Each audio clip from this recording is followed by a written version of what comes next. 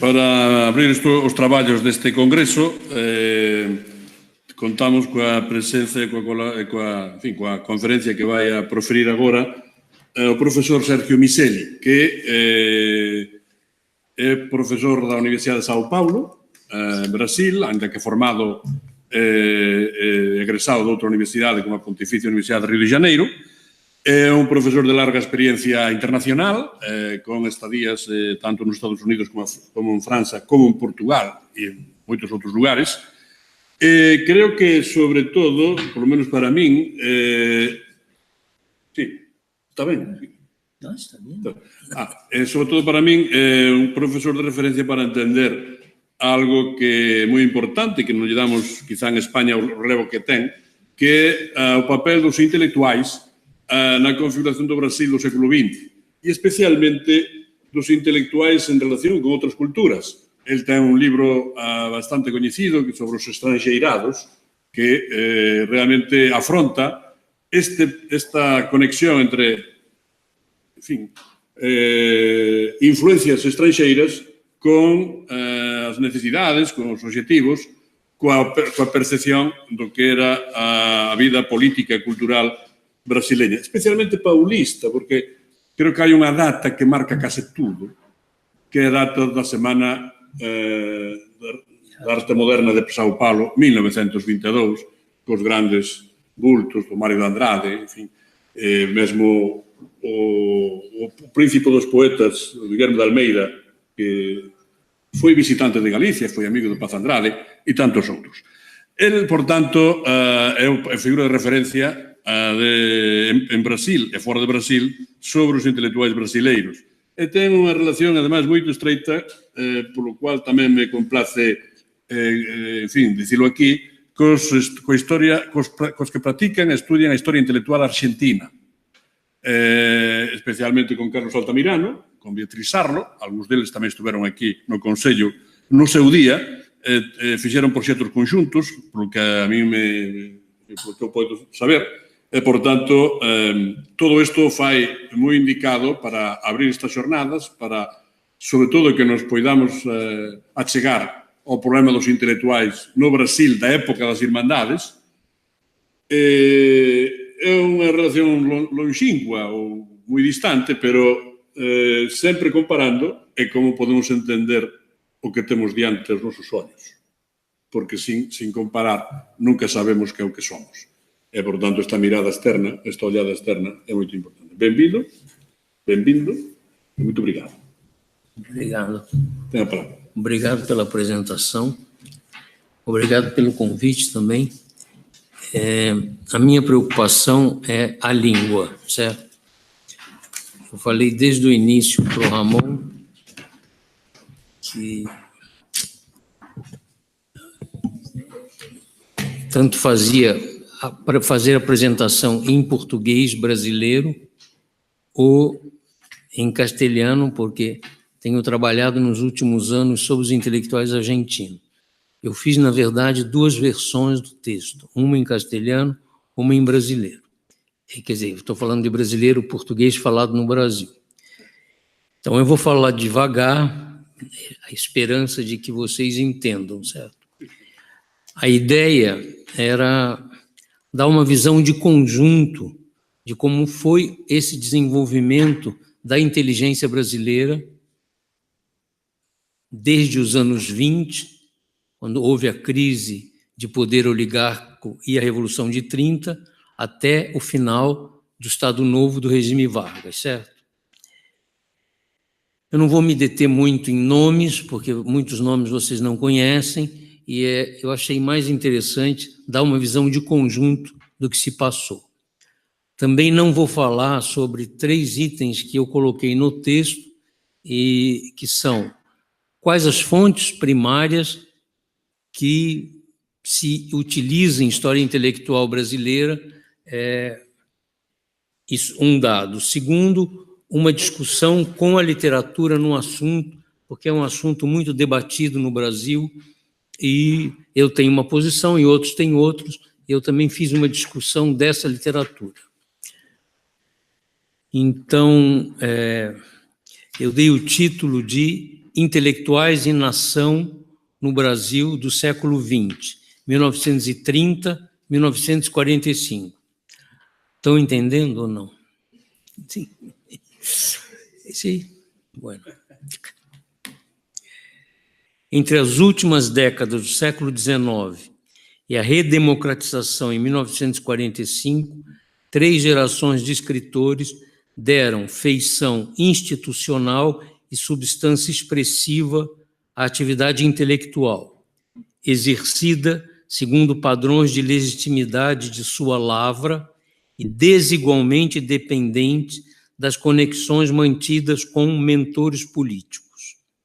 Nesse período crucial de maturação de um campo intelectual que só veio a se configurar com maior autonomia nas décadas de 1950 e de 1960, as agendas temáticas, as linguagens, os estilos, os programas estéticos e ideológicos modelaram práticas intelectuais permeadas de algum modo por ideários da nacionalidade. A senda do nacionalismo literário se firmou em definitivo com a geração de 1870, a dos fundadores da Academia Brasileira de Letras, em 1896, que firmaram a tradição nativa com modelos de excelência nos gêneros então dominantes.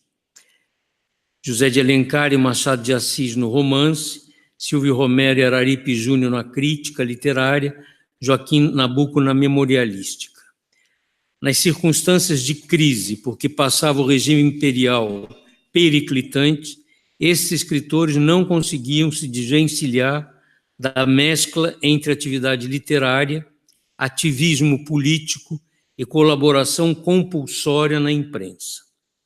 O interregno entre a queda do Império, 1889, e a Semana de Arte Moderna, 1922, designada pela história literária como pré-modernismo, quer dizer, designada assim para desqualificar os epígonos das escolas em vigor, das escolas em voga em fins do século XIX, os deserdados das grandes causas políticas, os seguidores do decadentismo europeu, os descristianizados. Tudo isso propiciou condições favoráveis à profissionalização do ofício literário e à paulatina emergência de um campo de produção cultural ajustado às exigências postas pelas transformações em curso no sistema político.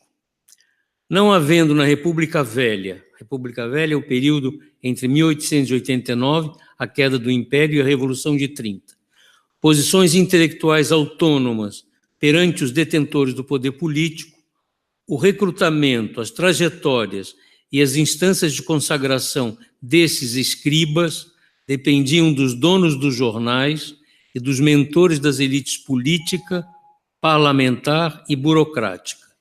Toda a vida intelectual era balizada pela grande imprensa, na qual prevaleciam os gêneros importados da matriz francesa: a reportagem, a entrevista, o inquérito literário, e, em especial, a crônica, especialidade em que se notabilizaram Machado de Assis, entre outros.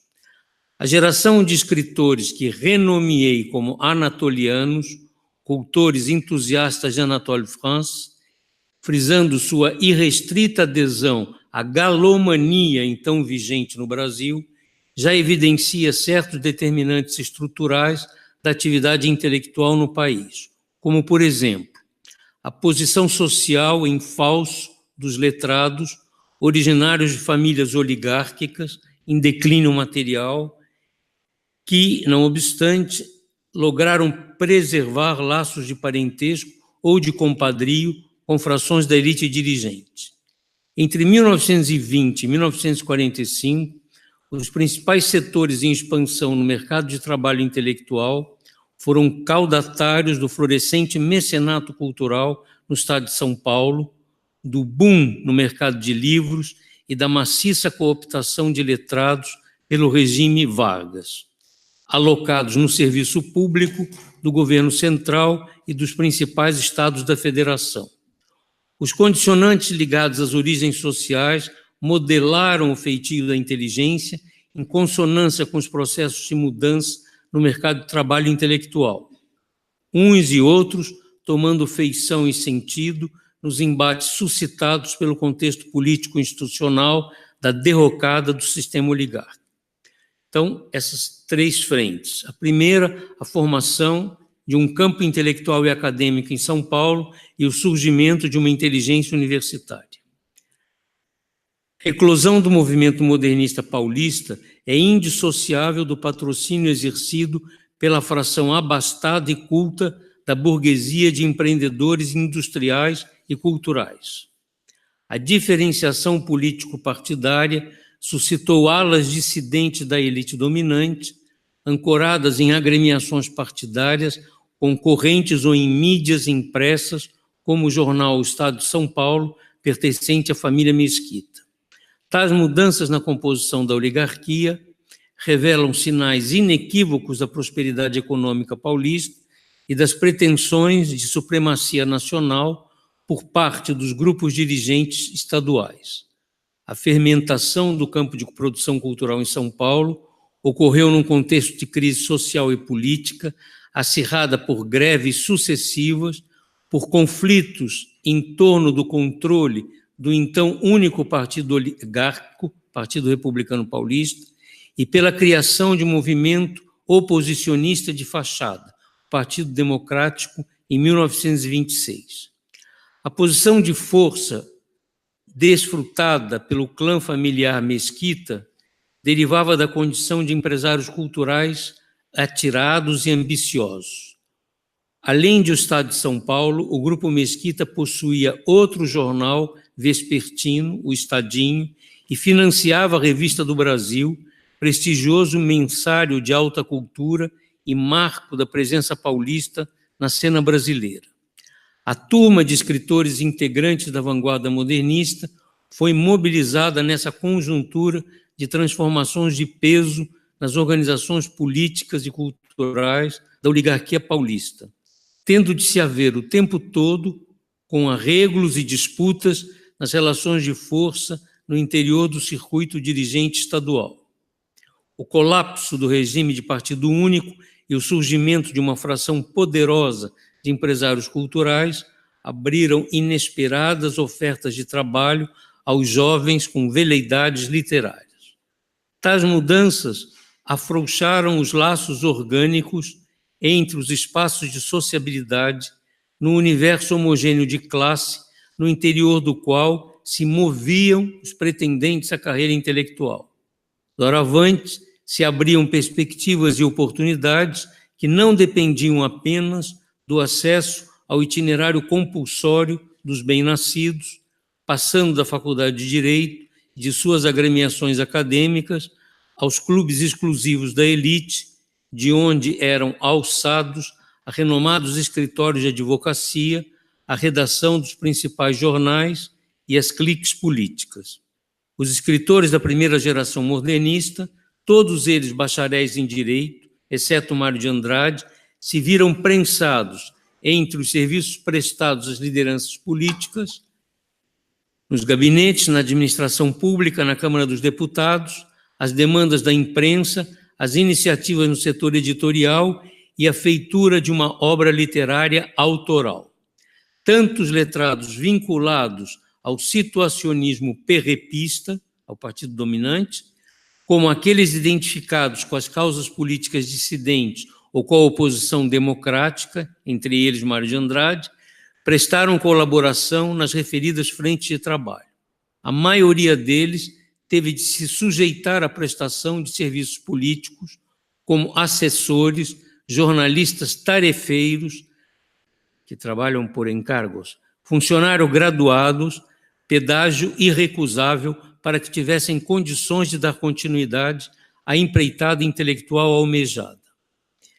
A vitória da aliança entre as dissidências oligárquicas do Rio Grande do Sul e de Minas Gerais, apoiadas pelos tenentes e demais escalões militares intermédios, umas e outras empenhados em dar cabo da dominação paulista, alterou drasticamente o mercado de oportunidades e de postos acessíveis aos relegados ao trabalho intelectual.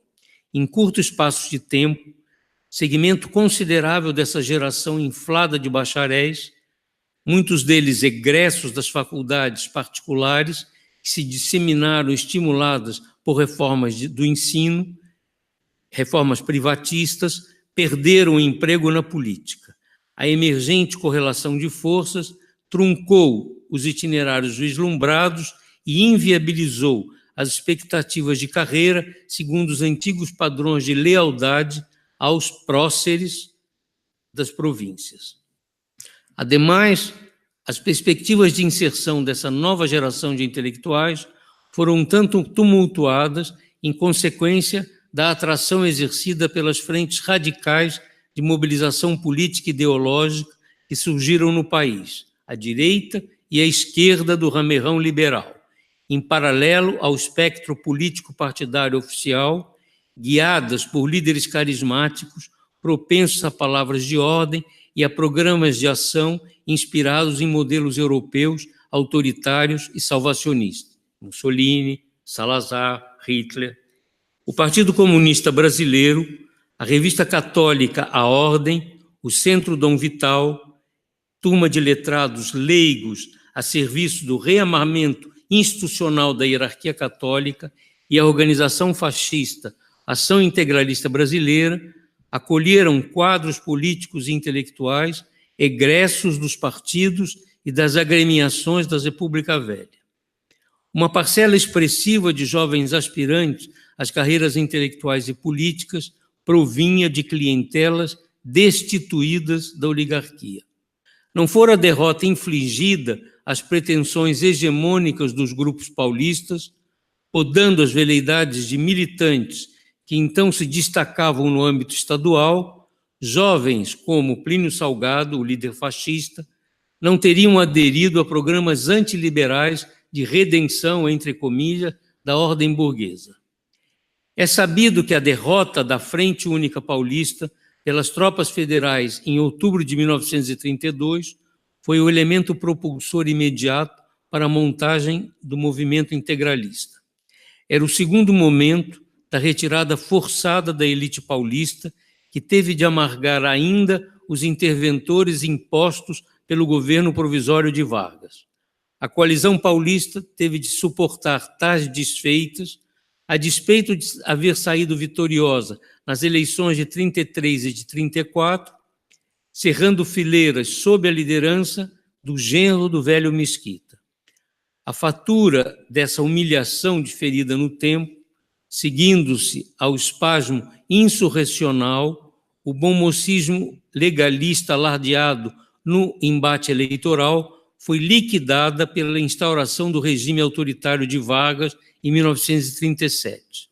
Nada disso, é claro, impediu o atendimento pelo governo central dos pleitos paulistas em favor de políticas econômicas benfazejas aos interesses de cafeicultores e de industriais.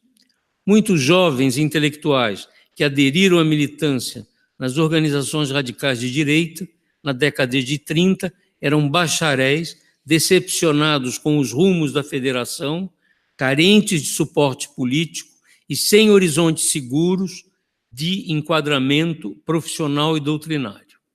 A derrota política da oligarquia paulista ensejou um diagnóstico que está na raiz das iniciativas de construção institucional e deveriam suprir a carência de quadros especializados no trabalho político e cultural. Embora a consecução de tal meta tenha tomado caminhos imprevistos, a maturação do programa de investimentos contribuiu de maneira decisiva para o ascenso do campo local de produção cultural à posição dominante no país, resultado já palpável ao longo da década de 40. A longo prazo, o rescaldo desse empreendedorismo cultural ajudou a viabilizar a paulatina e acidentada retomada do protagonismo político em âmbito nacional. Quer dizer, derrota política, houve um projeto de construção na área cultural. Essa era a tentativa de revanche. Essa revanche implicou na criação da Escola de Sociologia e Política, em 1933, da Faculdade de Filosofia, Ciências e Letras, em 1934, no bojo da renovada Universidade de São Paulo e do Departamento Municipal de Cultura, contando com a parceria de um grupo de mestres estrangeiros altamente qualificados, norte-americanos na Escola de Sociologia e Política e europeus na USP, mas sobretudo franceses, contratados por períodos letivos dilatados. Tais experimentos universitários propiciaram a aprendizagem de disciplinas científicas até então inexistentes no ensino brasileiro, nas humanidades, sociologia, antropologia, filosofia e nas ciências, física, química, história natural e matemática, dando lastro a uma vida acadêmica na acepção das experiências europeias e norte-americanas. Entenda-se, por isso, a atividade intelectual e científica de docentes e pesquisadores em regime de trabalho integral, propensos a fazer da universidade o cerne da vida pessoal, afetiva e profissional, o lugar de sua realização, o espaço prioritário de sociabilidade, o foco das expectativas de mobilidade, a instância maior de reconhecimento do mérito acadêmico. São Paulo foi, de fato, o único espaço institucional em que se constituiu, então, a inteligência que se poderia qualificar como uma elite propriamente intelectual, cujos frutos, teses, artigos, livros, só veriam a se concretizar 20 anos depois, entre 1953 e 1964.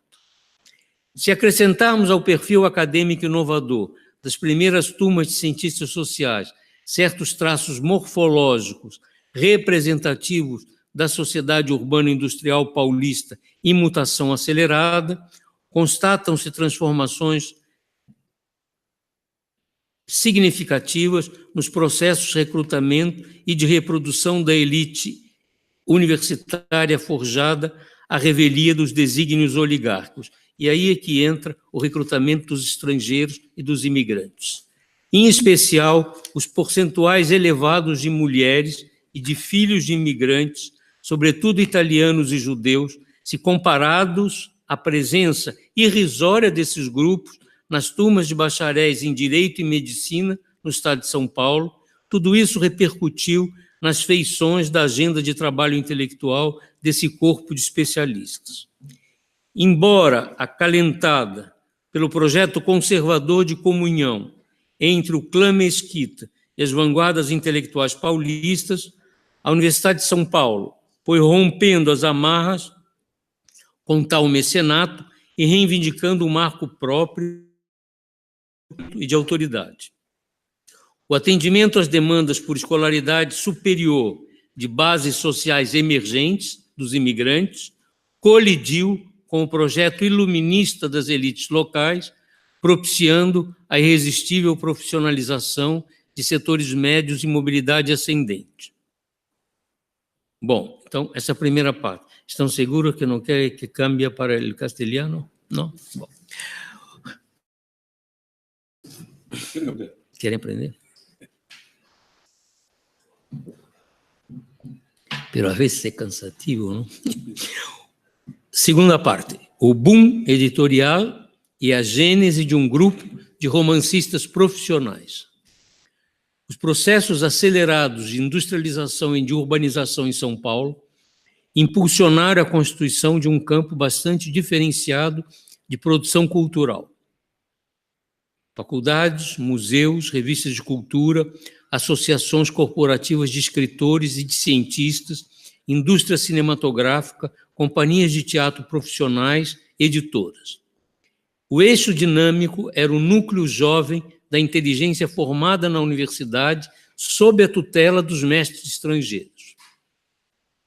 Toda essa primeira geração formada pelos franceses. Apesar de contar com editoras de grande porte e com um suplemento literário prestigioso, São Paulo prescindiu do romance como gênero descritivo e interpretativo das mudanças sociais em curso, em favor dos diagnósticos formulados pelos cientistas sociais, e em registro artístico por dramaturgos, Jorge Andrade em especial, que punham em cena o confronto entre a decadência da elite do café e a ascensão material dos imigrantes. Então, em São Paulo, não teve ficção, só teve teatro e ensaio em ciência social. Na década de 1930, o desenvolvimento do mercado do livro, alicerçado na literatura de ficção nacional e estrangeira, propiciou a transição dos padrões de dependência cultural e favoreceu o surto de um grupo de romancistas cujas carreiras intelectuais dependiam das vendas de suas novelas. Digamos, a primeira geração de escritores profissionais no Brasil. A concentração dos investimentos das principais editoras nas diversas modalidades da literatura de ficção acelerou de modo decisivo o processo de substituição de importações, ao estimular a produção de obras que passaram a concorrer com as traduções. A parcela majoritária da geração emergente de romancistas se compunha de letrados provincianos procedentes de estados afastados do eixo dominante da vida intelectual no país. O eixo intelectual da vida do país, São Paulo, Rio de Janeiro. Esses romancistas vinham de Pernambuco, Zé Lins do Rego, Ceará, Raquel de Queiroz, Rio Grande do Sul, Érico Veríssimo, Lúcio Cardoso e Ciro dos Anjos, Minas Gerais, Jorge Amado, Bahia, Graciliano Ramos, Alagoas. Eram autodidatas, não haviam feito faculdade, que não dispunham dos meios e recursos técnicos para os gêneros praticados por escritores socializados nos padrões de gosto característicos dos círculos oligárquicos, como a poesia, o ensaio ou a crítica literária. Não podiam praticar nenhum desses gêneros. Influenciados pelo cinema, pelos gibis, não sei como se diz, gibi, hã? Hã? Sim, banda de desenho, é isso. Pelas histórias de capa e espada, pelos romances policiais, os futuros novelistas estavam impregnados pelas formas, estilos e procedimentos narrativos inovadores em vias de consagração no mercado internacional. Quer dizer, os norte-americanos Steinbeck, Sinclair Lewis, Hemingway, os russos Dostoiévski, Gorky, Tolstói, numa conjuntura de transição no tocante às relações de dependência cultural na periferia, ou seja, na passagem da hegemonia europeia para a norte-americana. Em meio à intensa concorrência ideológica entre intelectuais católicos, integralistas e comunistas, que me referi na primeira parte, o romance converteu-se, de um lado, em alternativa estética e programática à ortodoxia modernista, sobretudo poética, que vinha esmorecendo, e, de outro, em móvel de luta, em torno da interpretação realista das transformações por que passava a sociedade brasileira, em sintonia com as demandas do público emergente. A exemplo do que já sucedia com parcela apreciável dos escritores anatolianos na República Velha, dos letrados modernistas e dos quadros intelectuais atuantes nas organizações radicais de mobilização, fascistas, comunistas, os romancistas eram quase todos nascidos em famílias a braços, com um estado adiantado de falência material, tendo de enfrentar situações penosas que lhes impediam herdar a posição social dos pais. Aqui há uma diferença importante com a Argentina, porque esse público emergente de leitores de ficção por editoras comerciais só começa a existir nos anos 30. Na Argentina, no início do século XX, no final do século XIX, praticamente toda a população já era alfabetizada e o surto editorial foi muito anterior ao brasileiro. As experiências de degradação motivadas pelo declínio familiar foram decisivas na gestação do itinerário de vida e de trabalho dessa fornada provinciana de escritores de ficção. Em contrapartida, o tranco da relegação, seu rebaixamento social, lhes garantiu um bônus compensatório.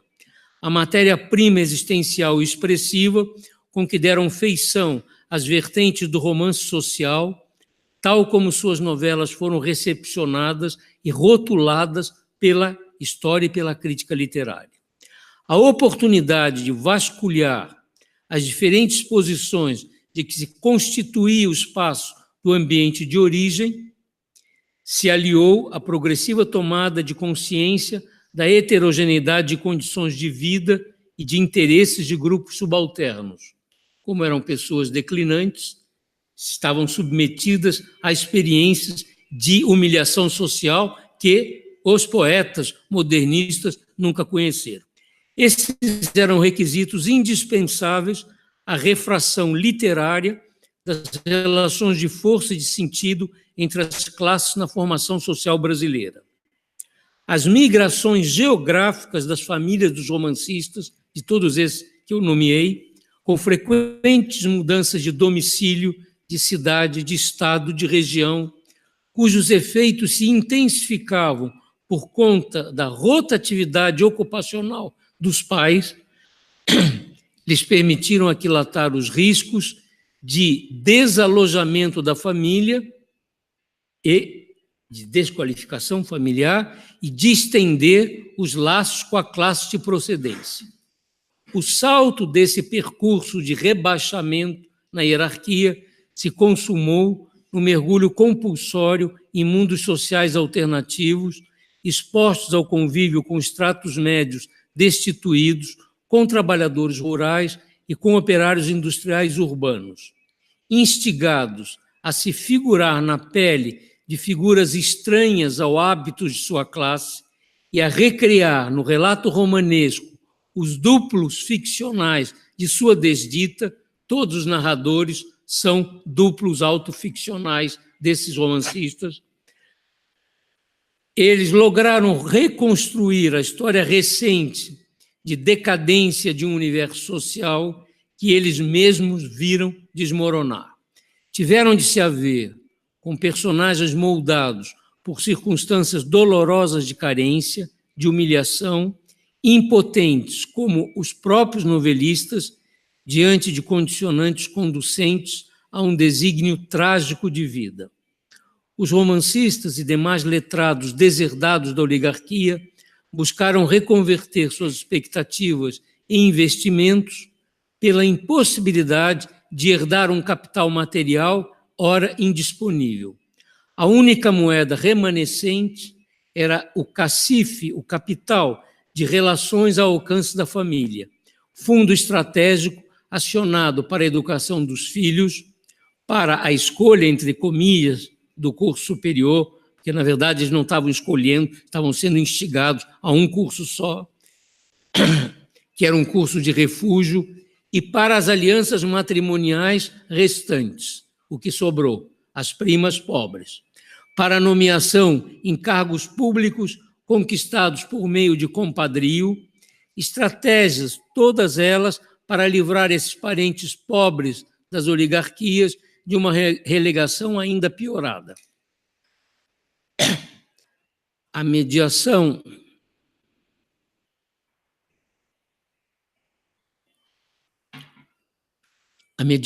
indispensável para que as famílias em descenso pudessem acionar essa modalidade de capital consistia na prestação de diferentes tipos de serviços aos grupos dirigentes, os quais pressupunham a familiaridade com o estilo de vida das classes superiores e a competência de gostos com que seus integrantes costumam ser socializados. Assim, o trabalho político do pai, como apaniguado, cabo eleitoral, despachante ou escriba a soldo dos mentores políticos e dos partidos, ou então os trabalhos de costura a cargo da mãe, o corte de vestidos, a execução de bordados, rendas, enxovais, a confecção de iguarias, doces, o preparo de buffets de doces e salgados para casamentos e outras solenidades familiares, eram as reservas de troca de que se valiam os parentes pobres da oligarquia para sustar os efeitos do empobrecimento e garantir o acesso de seus rebentos, ora desvalidos, às novas posições criadas pela expansão do mercado de postos administrativos, políticos e culturais. Portanto, A experiência dos romancistas, do ponto de vista social, é radicalmente diferente da geração que entrou para a Universidade de São Paulo para fazer ciências sociais. Última parte, os intelectuais e o Estado. Já se refere aos intelectuais recrutados pela ditadura do Vargas. Estamos no fim. Os desafios políticos que suscitaram, o título é Os Intelectuais e o Estado. Os desafios políticos que suscitaram o engajamento da geração de 70, a questão dos escravos, os enfrentamentos que desaguaram na instauração da República, supriram demandas distintas daquelas empalmadas pelos luminares consagrados da Primeira República, o que vimos no início, por meio das ligas nacionalistas e das campanhas de mobilização da mocidade acadêmica. Eu vou pular esse pedaço porque eu já falei. No tocante às relações entre os intelectuais e o Estado, o regime Vargas se diferenciou, sobretudo, ao definir e constituir o domínio da cultura como um negócio oficial, dotado de orçamento próprio. Orçamento é a mesma palavra em galego? Sim. Dotado de orçamento próprio, não é esse pressuposto, né? Propiciando a criação de uma inteligência e a intervenção em quaisquer setores de produção, difusão e conservação do trabalho intelectual e artístico. A despeito da expansão da atividade editorial e da ampliação das oportunidades de ingresso no serviço público, o acesso às profissões intelectuais continuou a depender, em medida avantajada, das estratégias de reconversão das famílias. A mais decisiva dessas estratégias consistia em transmitir aos filhos um montante variável de capital social e cultural, conforme o grau de proximidade com a classe dirigente. Os intelectuais foram cooptados como funcionários em tempo parcial para a prestação de serviços de consultoria, para o desempenho de cargos de confiança no Estado-Maior do estamento burocrático, para a direção de órgãos governamentais, para preencher lugares abertos por conta das novas carreiras que a extensão da gerência estatal passou a exigir, carreira burocrática, juízes de trabalho, magistratura, etc. A elite intelectual e burocrática do regime se compunha de um grupo seleto de sumidades que ocupavam cargos de cúpula do executivo, com acesso aos núcleos com poder decisório em matéria de sua alçada. As múltiplas posições e encargos lhes conferiam o status de mandarins do estamento. Alguns deles sujeitaram seus escritos às exigências postas pelos compromissos políticos. Outros procuraram resguardar parte de sua produção intelectual das injunções oficiais e das demandas das facções com que colaboravam. A legitimidade intelectual e ética dessas figuras de proa, eu não vou citar os nomes, assegurava-lhes trânsito desempenado pelas principais instâncias do sistema de poder. Isso era a elite do regime, a elite intelectual do regime. Homens de confiança, isso é um segundo grupo, eram os intelectuais convidados ao trabalho de assessoria junto aos núcleos executivos, incluindo-se aí a maioria dos cargos exercidos em comissão e dando direito a uma suplementação salarial. Chefes e auxiliares graduados de gabinete, secretários particulares, assessores diretos e ocupantes de cargos homólogos. O acesso a tais posições se ancorava quase por completo nas provas de amizade e de lealdade, garantia no resguardo dos anéis de interesse de que seus integrantes eram ao mesmo tempo fiadores e beneficiários. Tal grupo abrigava tanto os protótipos do funcionário escritor, como algumas figuras de projeção cultuadas pela inteligência brasileira. Carlos Drummond de Andrade, por exemplo. Os primeiros praticavam gêneros menores, como as biografias de homens ilustres ou a crônica da vida intelectual. Os figurões consagrados precocemente eram objetos de devoção e reverência por parte da crítica atuante nas instâncias de celebração reconhecidas pelas panelas, pelos círculos de letrados.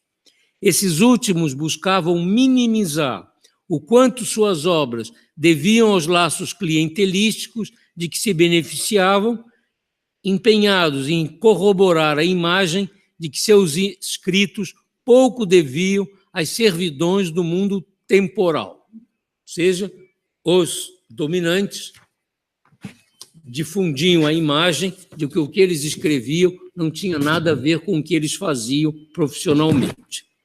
Um contingente menor de letrados ocupou cargos de relevo nas instâncias estaduais de representação do poder central, porque o governo Vargas instalou interventorias e comitês de dominação em todos os estados e recrutou muitos intelectuais para essas interventorias, ou desempenhou mandatos em postos diretivos de instituições culturais, no Museu Histórico Nacional, no Instituto Nacional de Cinema Educativo, na Biblioteca Nacional e no Serviço do Patrimônio Histórico Nacional. Os intelectuais mais envolvidos com as diretrizes doutrinárias do regime ocuparam postos de comando ou exerceram tarefas subalternas nas entidades de difusão cultural ou nos órgãos de propaganda e de censura do regime, como censores, redatores e responsáveis pelo aparato de repressão cultural e ideológica. Não obstante, a parcela majoritária dos intelectuais cooptados continuou ingressando nas antigas fileiras da burocracia civil, o magistério superior, o ensino na universidade, as carreiras no judiciário, a magistratura e o corpo diplomático. Em todos os casos arrolados, instaura-se uma situação de dependência material e institucional que conformou as relações que as clientelas intelectuais mantinham com o poder público, cujos subsídios sustentavam suas práticas de ofício, colocava os intelectuais a salvo das oscilações de prestígio, imunes às sanções de mercado e definindo o volume de ganhos de parte a parte. Por força dessa situação contraditória perante a produção de sua autoria, os escritores do Estado cartorial negociavam a perspectiva de levar a cabo a obra pessoal em troca da colaboração ao trabalho político, silenciando quanto ao preço dessa transação. Desejosos de manter estanques as dimensões de sua existência, de um lado como escritores, de outro lado como funcionários, eles buscaram esbater os favores derivados do compadrio político pelo apelo a um programa de política cultural assentado em álibis nacionalistas. Tudo se fazia em nome da nacionalidade. Dando continuidade à postura olímpica e um tanto fantasiosa inaugurada pelos modernistas, esses intelectuais cooptados na era Vargas queriam se enxergar como emissários do conjunto da sociedade, como que abençoados pela alta voltagem dos vínculos com as premissas da nacionalidade, guardiães do espólio cultural da nação. Concebida e implementada pelo regime Vargas, a política de preservação do patrimônio histórico e artístico brasileiro foi o lance culminante de fabricação de uma identidade nacional no trópico dependente. No bojo desse mercado paralelo de bens culturais, com amparo governamental, o poder público impôs-se como árbitro e concessionário dos padrões de legitimidade cultural.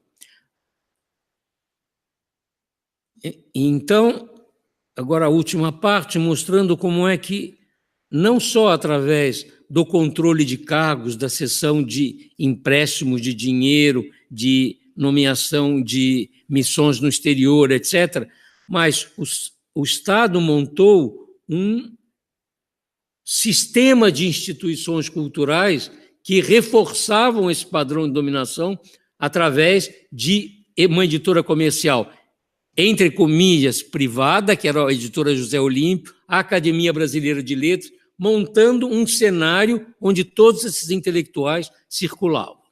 As encomendas, os prêmios, as viagens de representação, as prebendas, tudo que ostentasse o timbre de oficialismo passou a constituir a caução dos que aspiravam a ingressar no panteão da cultura brasileira.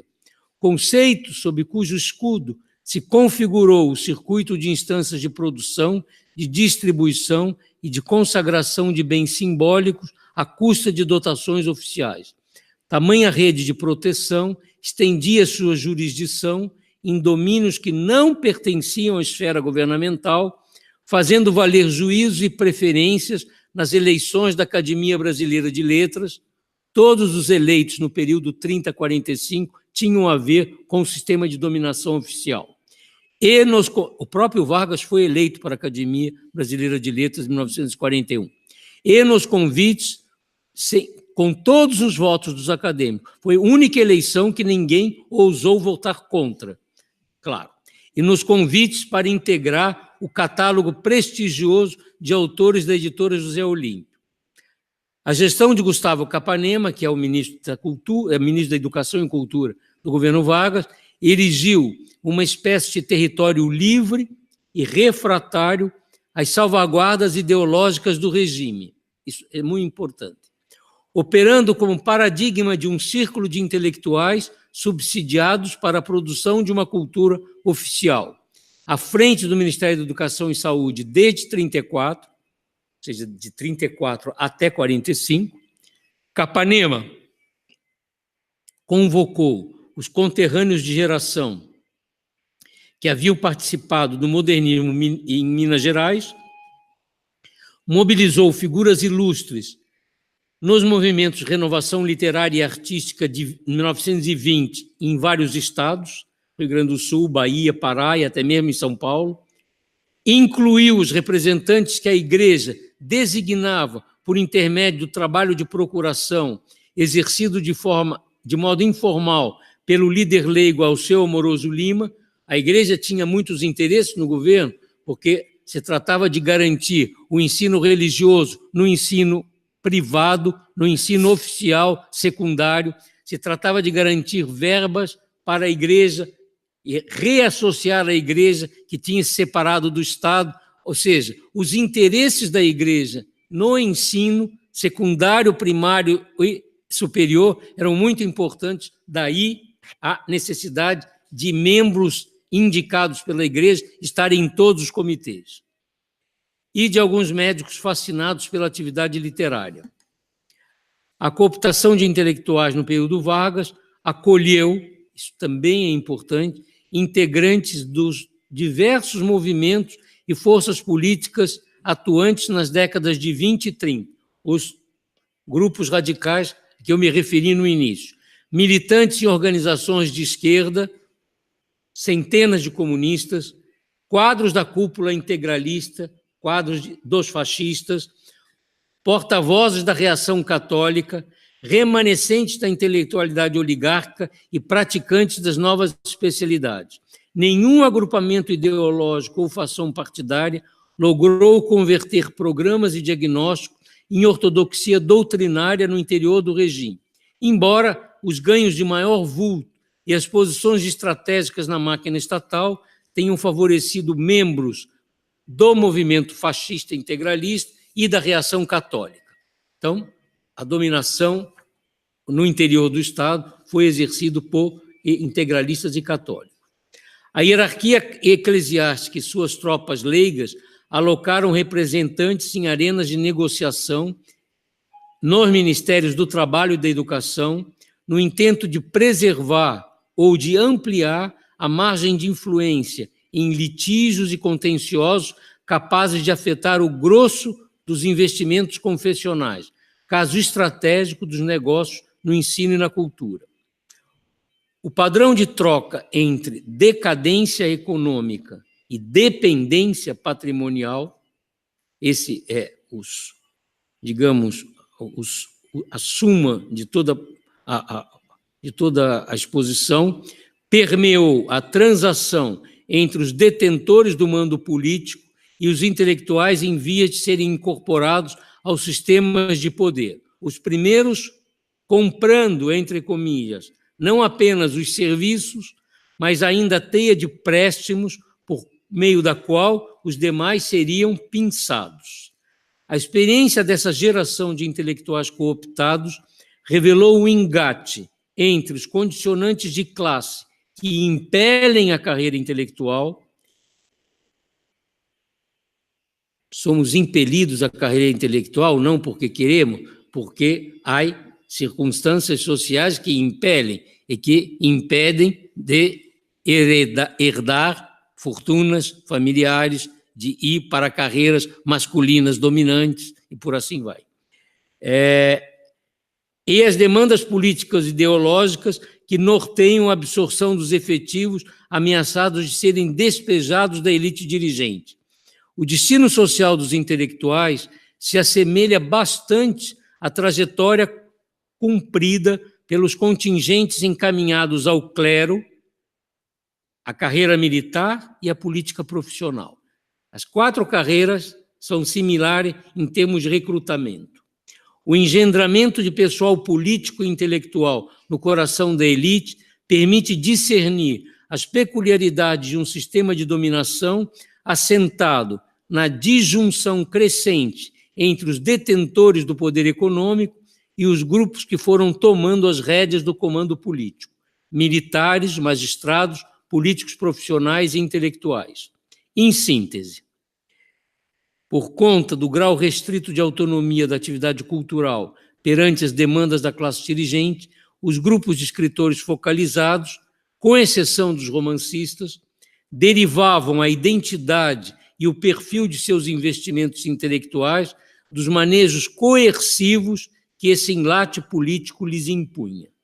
Os integrantes do Estado-Maior da Oligarquia em São Paulo, os que aderiram aos movimentos de salvação, integralistas, fascistas, comunistas, e mesmo o contingente heterogêneo, que converteu a prestação de serviço ao Estado na rotina que nutria quimeras, na rotina, entre comias, que nutria quimeras, sonhos, entre comias, todos eles se valeram de estratégia de reconversão pelo risco de inviabilizar as ambições intelectuais. Em consequência da expansão e diferenciação do campo de produção cultural, as alternativas de compromisso e de sobrevivência ao alcance desses escritores dilataram os redutos preferenciais de atividade, ora abarcando a universidade, a indústria do livro e a invenção de uma obra autoral. Muitas graças.